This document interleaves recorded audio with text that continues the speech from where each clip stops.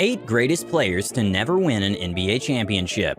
If anything is considered the pinnacle of a basketball career, it's gotta be winning an NBA championship.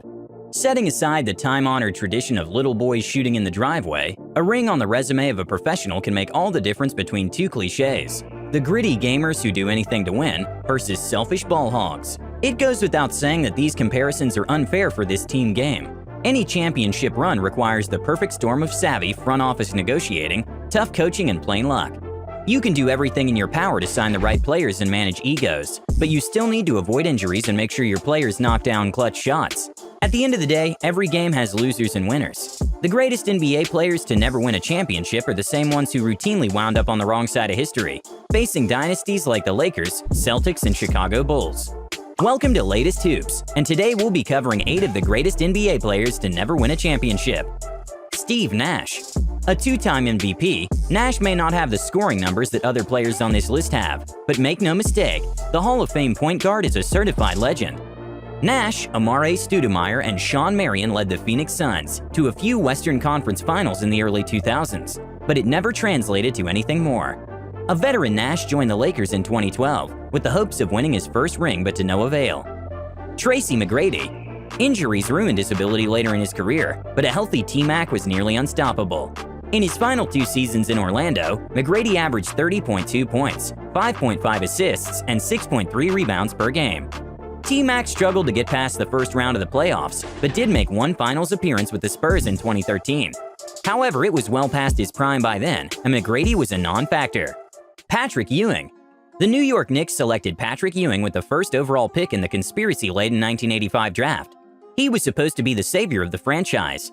Instead, he turned into fodder for the Chicago Bulls. After the bad boy Pistons, Ewing and the Knicks were arguably the toughest playoff out for the Bulls.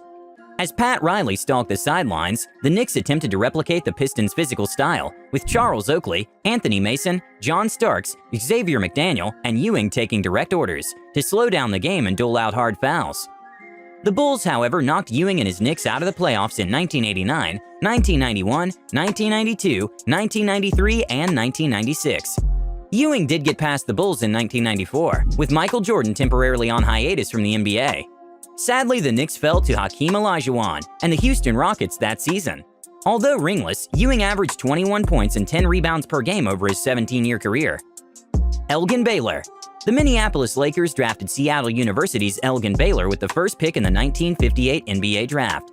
For his rookie season, Baylor put up 22 points, 13 rebounds, and 4 assists per game before leading his team to the NBA Finals. As a sign of things to come, the Boston Celtics swept the Lakers and took the 1959 championship. Then, 2 seasons after this finals loss, the Lakers left Minnesota for the bright lights of Los Angeles. Baylor emerged as the face of the then one-sided rivalry between the Lakers and Celtics. For his career, Baylor made 8 trips to the finals, 7 for LA, 1 for Minneapolis, but lost each time. Charles Barkley. Charles Barkley unceremoniously predated the likes of Eric Lindros, Iverson, and Donovan McNabb as superstars who led perennially competitive teams, but failed to bring championship glory to Philadelphia.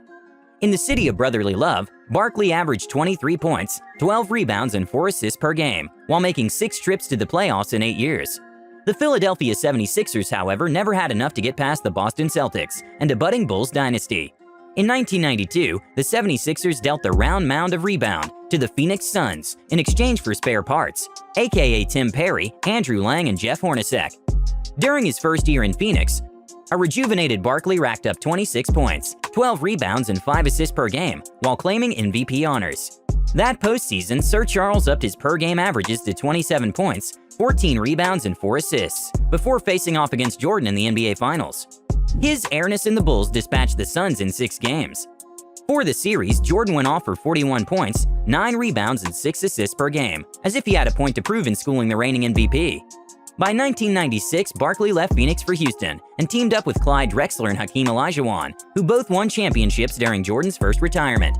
In 1998, Drexler retired and Scottie Pippen came on board in Houston. As a Rocket, however, past his prime Barkley was often injured and failed to get past the Western Conference playoffs. Allen Iverson. At shooting guard, Allen Iverson gets the nod above both George Iceman Gervin and Pistol Pete Maravich because of a deep postseason run and a finals appearance to his credit. In the 2001 NBA Finals, Iverson ran into the middle of the Lakers' three-peat, led by the formidable 1-2 punch of Kobe Bryant and Shaquille O'Neal. While Philly went down 4-1, Iverson carried on as the franchise's sole hope, flanked by players like Eric Snow and an aging Dikembe Mutombo.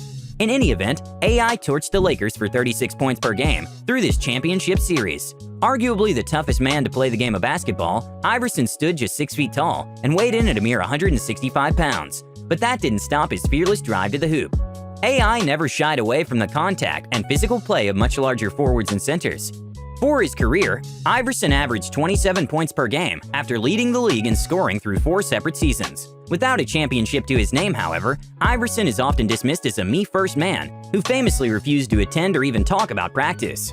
A petulant performer, Iverson largely wore out his welcome in Denver, Detroit, Memphis, and the NBA at large after his glory years in Philadelphia. John Stockton and Karl Malone. John Stockton and Karl Malone might have been hailed as the greatest ever at their respective positions, had they matched the championship moxie of Magic Johnson and Tim Duncan. Stockton, despite his choir boy looks and tight shorts, was a hard-nosed competitor out on the floor. He pushed, grabbed, and held on to frustrated opponents and draw fouls. Meanwhile, Malone, at 6'9", was a physical specimen who dominated the low block. They were nearly inseparable on the court during their NBA careers. It doesn't seem right to acknowledge one without the other, underscored by their 1993 All-Star Game co-MVP awards. For their careers, Stockton dished out a league-leading 15,806 assists, while the mailman scored 36,928 points. He was second only to Kareem Abdul-Jabbar in total point output. During the 90s, Stockton to Malone was more than a recurring phrase. It was a mantra repeated for layups, mid-range jumpers, baby hooks, and hammer dunks. To keep defenses honest, Stockton would curl off solid Malone screens before rising up and burying a deep three-point bomb. As an individual, Malone claimed MVP honors for the 1997 and 1999 regular seasons. The Jazz made 2 back-to-back trips to the NBA Finals through this run. Both involved Stockton and Malone in their prime. Michael Jordan, however, prevailed against this duo in the NBA Finals with his flu game heroics and fourth-quarter strip of Malone beneath the basket. With time winding down, Jordan buried the game-winning jump shot. He closed out the 1998 Finals in front of Byron Russell and a shocked Salt Lake City crowd. Did we miss anyone? Let us know in the comments down below. Don't forget to like this video, subscribe to the channel, and as always, thanks for tuning in. See you next time!